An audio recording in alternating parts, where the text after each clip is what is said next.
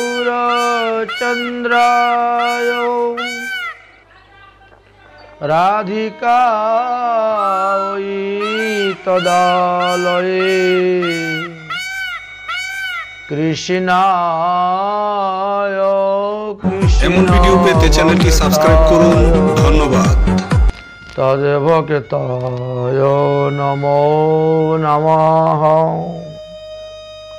সুধী ভক্তবৃন্দগণ,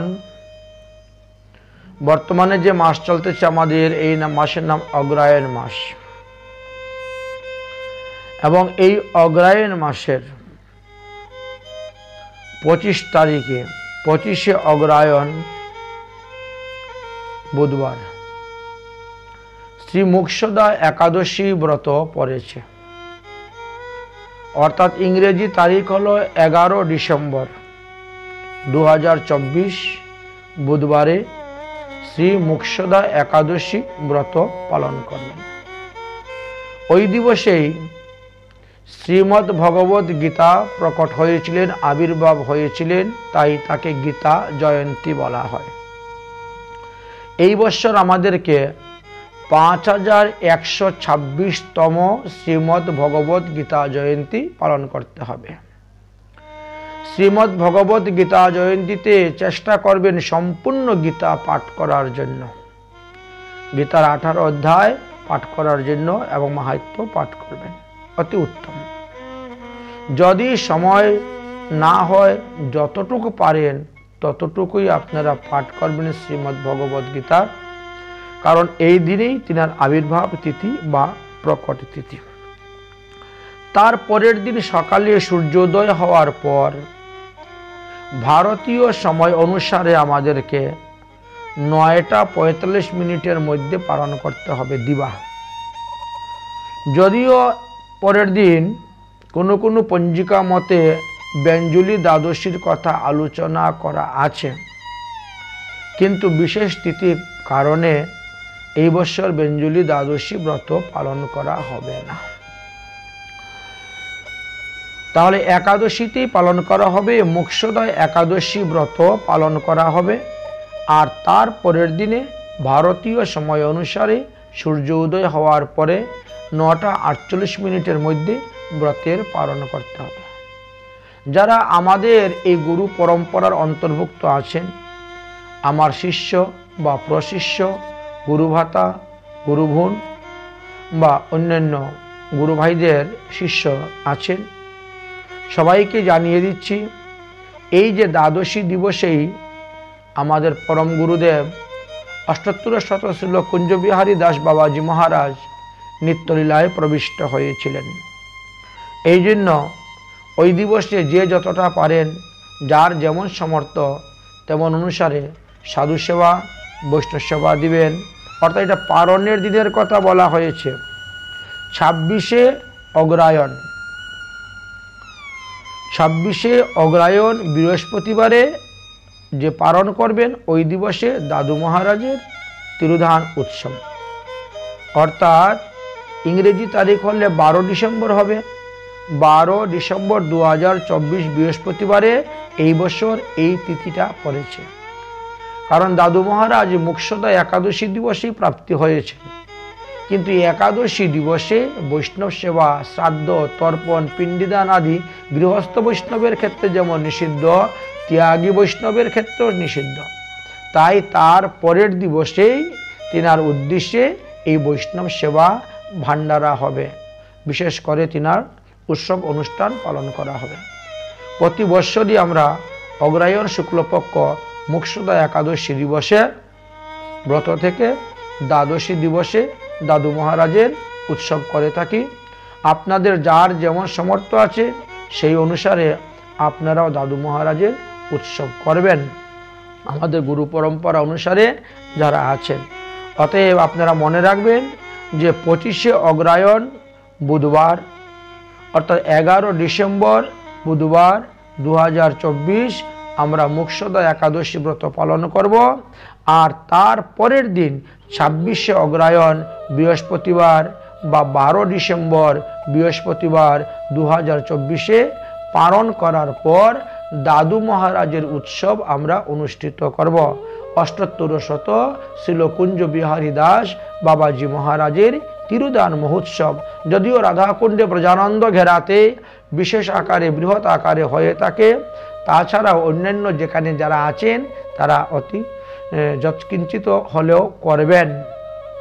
যাই হোক, আরও একটি কথা তোমাদেরকে জানিয়ে রাখি যে ওই দিবসে আমাদের কি শ্রীমদ্ ভগবত গীতা পাঠ করতে হবে। শ্রীমদ্ ভগবত গীতা জয়ন্তী, তাই 5126তম শ্রীমদ্ ভগবত গীতা জয়ন্তী উপলক্ষে গীতা পাঠ করবেন। আরও একটি বিশেষ কথা হলো, এই দ্বাদশী হইতেই খিচুড়ি ভোগ সকালবেলা ভগবানকে অর্পণ করার বিধান দেওয়া আছে। তাই মোক্ষদা একাদশী পালন করার পরের দিন দ্বাদশীতে খিচুড়ি রান্না করে ভগবানের ভোগ দিবেন, স্বয়ং পালন করবেন, অন্যান্য ব্রাহ্মণ বৈষ্ণবদেরকেও সেবা দিবেন। এবার আসুন আমরা এই অগ্রহায়ণ মাসের শুক্লপক্ষের এই মোক্ষদা একাদশী সম্পর্কে কিঞ্চিৎ আলোচনা করব। সবাই জানেন আপনারা যে অগ্রহায়ণ মাসকে আপনাদের বৈষ্ণবীয় ভাষা অনুসারে আমরা কেশব মাস বলে থাকি। ভগবান শ্রীকৃষ্ণ এবং যুধিষ্ঠির সংবাদেই আমরা সব একাদশীর মাহাত্ম্য কথা জানতে পারি। যে যুধিষ্ঠির মহারাজ ভগবান শ্রীকৃষ্ণকে জিজ্ঞাসা করেছিলেন যে প্রভু, অগ্রহায়ণ মাসের শুক্লপক্ষের যে একাদশী তার নাম কি, তার মাহাত্ম্য কি, আপনি কৃপা করে আমাদের নিকটে বর্ণন করুন। তদুত্তরে ভগবান শ্রীকৃষ্ণ বলেছিলেন যে হে যুধিষ্ঠির মহারাজ, এই অগ্রহায়ণ মাসের শুক্লপক্ষের যে একাদশী, এই একাদশীর নাম হয়েছে মোক্ষদা একাদশী। এই একাদশী মানবগণকে মোক্ষ প্রদান করিয়া থাকেন, অর্থাৎ মুক্তিদান করিয়া থাকেন। এমনকি যারা বহুবিধ পাপকর্ম করিয়া নরকে গিয়েছেন, নরকাদি যন্ত্রণা ভোগ করতেছেন, তাদের উদ্দেশ্যে যদি আমরা একাদশী ব্রত করে সেই পুণ্যফল দান করি, সে আমাদের পিতৃকুল হোক, মাতৃকুল হোক, শ্বশুরকুল হোক, তাতে কোনো অসুবিধা নেই। যার উদ্দেশ্যে এই মোক্ষদা একাদশী ব্রতের পুণ্যফল দান করবেন, তিনি নরক আদি যন্ত্রণা হইতে মুক্ত হয়ে ভগবত ধামে গমন করতে পারবেন। এই একাদশী ব্রত প্রসঙ্গে একটি পৌরাণিক কাহিনী আছে, সেই বিষয়ে আমরা এখন আলোচনা করব, যা ভগবান শ্রীকৃষ্ণ স্বয়ং ধর্মরাজ যুধিষ্ঠিরকে বলেছিলেন। যুধিষ্ঠির মহারাজ, আপনি অবগত হন এবং শ্রবণ করুন, সাবধান হইয়া আমি সেই ব্রতের মাহাত্ম্য কথা বর্ণন করিতেছি। এই মোক্ষদা একাদশী ব্রতের মাহাত্ম্য কথা শ্রবণ করিলেই মানুষের সমস্ত পাপ ক্ষয় হয়ে যায়। যাহাদের পিতৃগণ তারা স্ব দুষ্কর্মের কারণে পাপ উৎপন্ন হয়েছিল, আর সেই পাপের ফল ভোগ করার জন্য অধৈর্যনি প্রাপ্ত হয়েছেন, নিম্নগতি প্রাপ্ত হয়েছেন, নরকাদি যন্ত্রণা ভোগ করতেছেন, জমালয়ে পড়ে আছেন, এই মোক্ষদা একাদশী ব্রত আচরণ করে সেই পুণ্য ফল যদি কেউ কারো পিতা, পিতামহ, প্রপিতামহ, মাতা, মাতামহ, মাতামহ ইত্যাদি সবাইকে দান করেন, তাহলে তিনি তিনার কর্মফল থেকে মুক্ত হয়ে যাবেন, অর্থাৎ নরকাদি যন্ত্রণা থেকে মুক্ত হয়ে মোক্ষ লাভ করবেন, হরিধামে গমন করিবেন, ইহাতে বিন্দুমাত্র সন্দেহ নেই। তো এই বিষয়ে যে পৌরাণিক কাহিনী আছে সেটাই এখন আমরা আপনাদের নিকটে বর্ণন করব। কোনো এক সময়ে মনোরম চম্পক নগর নামে একটি নগর ছিল। সেই নগরে একজন পরম বৈষ্ণব রাজা বাস করতেন। সদ্গুণ বিভূষিত সেই রাজার নাম ছিল বৈখানস নামক রাজা। তিনি প্রজাদেরকে পুত্র সম লালন পালন করিতেন। তিনার রাজ্যেতে বেদ বেদাঙ্গ পরায়ণ বহু ব্রাহ্মণ বাস করিতেন। সেই রাজা একদিন রাত্রিবেলা স্বপ্নে দেখছেন তিনার পিতৃপুরুষগণ অদুর্জনী প্রাপ্ত হইয়াছেন।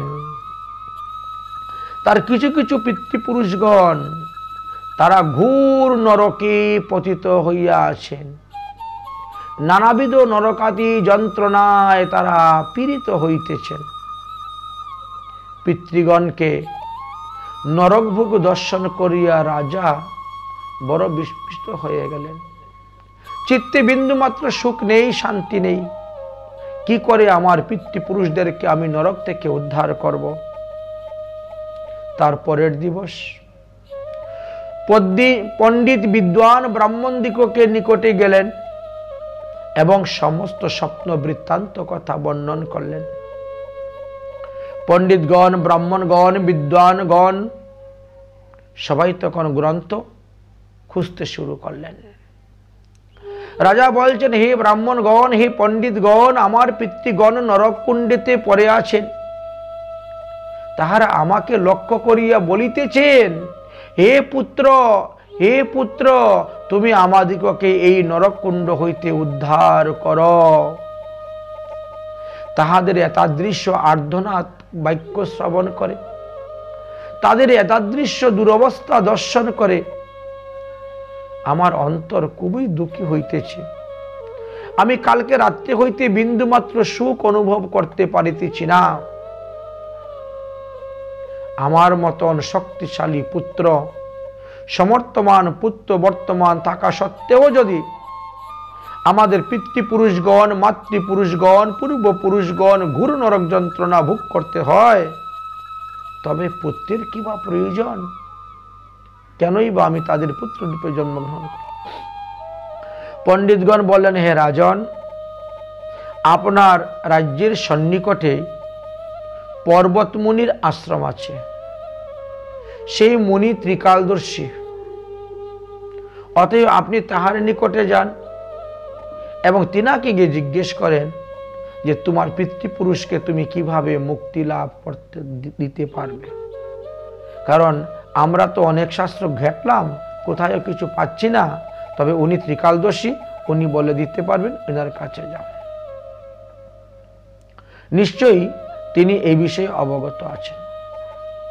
অতঃপর রাজা সেই পর্বতমুনির নিকটে গেলেন, পর্বতমুনিকে দণ্ডবত প্রণাম করলেন, করে বলেন, হে মুনিবর, গতকাল রজনীতে আমি একটি দুঃস্বপ্ন দেখেছি।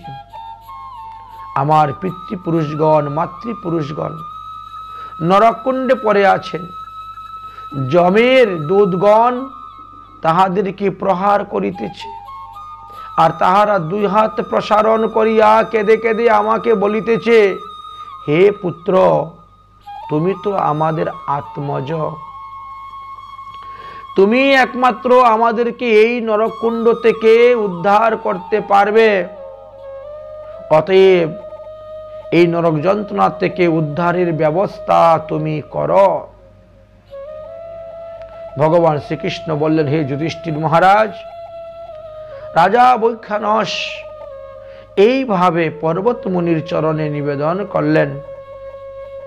তারপরে বলছেন, হে মুনিবর, আপনি কৃপা করিয়া বলুন, যদি কোনো মন্ত্র জপ করতে হয় করব, যদি কোনো তপস্যা করতে হয় করব, যদি কোনো ব্রত করতে হয় তাও করব, আর যদি কোনো যজ্ঞ করতে হয় সেটাও করব। কারণ আমি আমার মাতৃকুল পিতৃকুলকে আমি উদ্ধার করতে চাই, তাদেরকে নরক যন্ত্রণা ভোগ করতে আমি দিব না। অতএব আপনি কৃপা করে বলুন। রাজার বাক্য শ্রবণ করিয়া পর্বতমুনি বললেন, আমি একটু ধ্যানস্থ হয়ে একটু দেখি তো। চক্ষু বন্ধ করে ধ্যানস্থ হলেন, সমাধিস্থ হয়ে বসলেন। বেশ কিছুক্ষণ ধ্যান করার পরে বললেন যে, হে রাজন, পাওয়া গিয়েছে। আপনার পিতৃপুরুষ, মাতৃপুরুষ, পত্নীপুরুষ কুল উদ্ধারের সুন্দর একটি উপায় আমি পেয়েছি। রাজা আগ্রহ সহিত বললেন, সেই উপায়টি কি, আপনি কৃপা করে বলুন। পর্বতমুনি বললেন, হে মহারাজ, আপনি অগ্রায়ণ মাসের শুক্লপক্ষে যে মোক্ষদা একাদশী আসিতেছে, তাহাতে আপনি সপরিবারে ব্রত উপবাস করুন, রাত্রি জাগরণ করুন, পুরাণ পাঠ করুন, ভগবানের নাম শ্রবণ করুন, ভগবানের নাম কীর্তন করুন, ভগবানের লীলাকথা শ্রবণ করুন, ভগবানের লীলাকথা কীর্তন করুন। এইভাবে রাত্রি অতিবাহিত হইলে পরের দিন সকালে ব্রহ্ম মুহূর্তে স্নান করবেন, তিলক সন্ধ্যা আহ্নিক করে ঠাকুর সেবা করবেন, ভগবানের জন্য পঞ্চব্যঞ্জন আদি রান্না করবেন, ভোগ দিবেন, সেই প্রসাদ ব্রাহ্মণ বৈষ্ণবদেরকে দান করবেন, তারপরে আপনি নিজে পালন করবেন। পালন করার পর হাতের মধ্যে তিল, তুলসী, গঙ্গাজল, হরিতকি নিয়ে এই মোক্ষদা একাদশী ব্রতের যে পুণ্য ফল আপনি লাভ করলেন, সেই পুণ্য ফল আপনার পিতৃপুরুষের উদ্দেশ্যে, মাতৃপুরুষের উদ্দেশ্যে তাদের নাম গোত্র উচ্চারণ করে আপনি দান করে দিবেন পুণ্য। তবেই সেই মোক্ষদা একাদশী পুণ্যের প্রভাবে তারা সবাই নরককুণ্ড থেকে উদ্ধার হয়ে তারা তাদের নিত্যধামে স্বধামে গমন করিতে পারিবেন। রাজা অত্যন্ত প্রসন্ন হইলেন, পর্বতমুনিকে প্রণাম করলেন, দণ্ডবোধ করলেন, অতঃপর রাজা নিজ গৃহে প্রত্যাবর্তন করলেন। অনেক দিন পর তারপরে এই মোক্ষদা একাদশী তিথি আসিয়া উপস্থিত হইল। রাজা বৈখানস স্ত্রী পুত্রাদি আত্মীয় স্বজন ইষ্টি কুটুম্ব তিনার অন্তপুরে যারা ছিল সবাইকে নিয়েই তিনি যথা বিধি বিধান অনুসারে মোক্ষদা একাদশী ব্রত পালন করলেন, রাত্রি জাগরণ করলেন এবং নিত্য গীতাদি করলেন, ভগবান লীলা কথা শ্রবণ কীর্তন করলেন, গুণগান কীর্তন করে পরের দিন সকালে সেইভাবে রন্ধনাদি করে ভগবানের ভোগ দিয়ে ব্রাহ্মণ বৈষ্ণবকে সেবা দিলেন, নিজে পালন করলেন। আর তারপরে এই মোক্ষদা একাদশী ব্রতের পুণ্যফল তিনার পিতার উদ্দেশ্যে, প্রপিতামহের উদ্দেশ্যে, মাতামহের উদ্দেশ্যে দান করতে শুরু করলেন। সেই পুণ্য দানের সঙ্গে সঙ্গেই তিনার পিতৃপুরুষগণ, মাতৃপুরুষগণ তারা নরক থেকে উদ্ধার হলেন। দিব্য বিমানের মধ্যে বসে আকাশ মার্গে তারা নিত্যধামে যেতে রওনা হলেন। আর সেই বিমান থেকে রাজা বৈখানসের উপরে পুষ্প বর্ষণ করছেন, পুষ্পবৃষ্টি করতে লাগলেন আর বলছেন, হে পুত্র, হে রাজন বৈখানস, আজ আমরা তোমার কৃপায় নরক হইতে মুক্ত হইয়া আমরা স্বধামে গমন করিতেছি। হে পুত্র, তুমি তোমার পুত্র পুত্রাদি সহিত সুখে নিষ্কণ্টক রাজ্য পালন করো। এইভাবে পিতৃপুরুষগণ আশীর্বাদ করিতে লাগিলেন।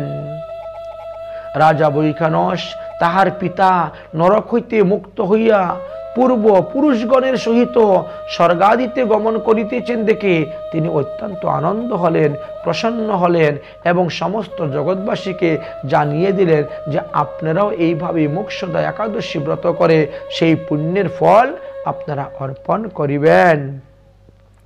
এদিকে ভগবান শ্রীকৃষ্ণ বললেন যে, হে মহারাজ যুধিষ্ঠির, এই মোক্ষদা একাদশী ব্রতের মাহাত্ম্য কথা আমি তোমার নিকটে বর্ণন করলাম। যে ব্যক্তি এই মোক্ষদা একাদশী ব্রত পালন করিবে তাহার সর্ব পাপ বিনষ্ট হইবে এবং মৃত্যুর পরে তিনি মোক্ষধাম লাভ করিতে পারিবেন, অর্থাৎ ভগবত ধাম প্রাপ্ত হইবেন। এই ব্রত কথা যিনি পাঠ করবেন, যিনি অন্যদেরকে শ্রবণ করাবেন, যারা শ্রবণ করবেন তারা উভয়ই সমস্ত পাপ থেকে মুক্ত হইবেন, উপরন্তু তারা বাজপেয় যজ্ঞের ফল লাভ করিতে পারিবেন। তো এইভাবে এই মোক্ষদা একাদশী ব্রতের মাহাত্ম্য কথা আলোচনা করা হয়েছে। আমরাও যৎকিঞ্চিত এই মোক্ষদা একাদশী ব্রতের মাহাত্ম্য কথা আস্বাদন করলাম। তাহলে আপনারা মনে রাখবেন যে আগামী 25শে অগ্রহায়ণ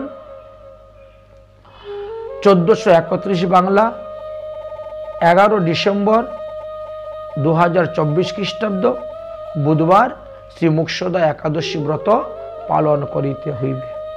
ওই দিবসেই 5126তম শ্রীমদ্ ভগবত জয়ন্তী উপলক্ষে আপনারা শ্রীমদ্ ভগবত গীতা পাঠ করবেন। তার পরের দিবস 26শে অগ্রহায়ণ বৃহস্পতিবার বা 12 ডিসেম্বর 2024 বৃহস্পতিবারে আমরা এই একাদশী ব্রতের পালন করব। কোনো পঞ্জিকা মতে সেই দিন ব্যঞ্জলি দ্বাদশীর কথা লেখা আছে, কিন্তু হরিভক্তি বিলাসের সিদ্ধান্ত অনুসারে দেখা গেল সেই দিন বেঞ্জলি দ্বাদশী পালন না করলেও কোনো প্রত্যয় হবে না।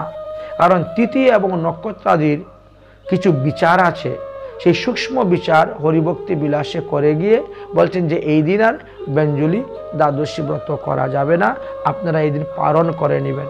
তা ভারতবর্ষে যারা আছেন তারা সূর্যোদয় হওয়ার পরে দিবা 9:45 মধ্যে পালন করবেন। অন্যান্য স্থানে যারা আছেন সেই সুযোগ সময় অনুসারে পালন করবেন। আর এই দ্বাদশীর দিন হইতেই 1 মাস ব্যাপী আপনারা প্রতিদিন সকালে খিচুড়ি রান্না করে ভগবানের বাল্যভোগ দিবেন। উপরন্ত হলো ওই দিবসে আমাদের পরম গুরুদেব অষ্টোত্তর শতশীল কুঞ্জবিহারী দাস বাবাজি মহারাজ শ্রীধাম রাধাকুণ্ডে নিত্যলীলায় প্রবিষ্ট হয়েছিলেন। তাই তিনার উদ্দেশ্যে সাধু সেবা, বৈষ্ণব সেবা, পাঠ কীর্তন আদি করবেন। জয় রাধে, শ্রী রাধে, নিতাই গৌর হরি বল।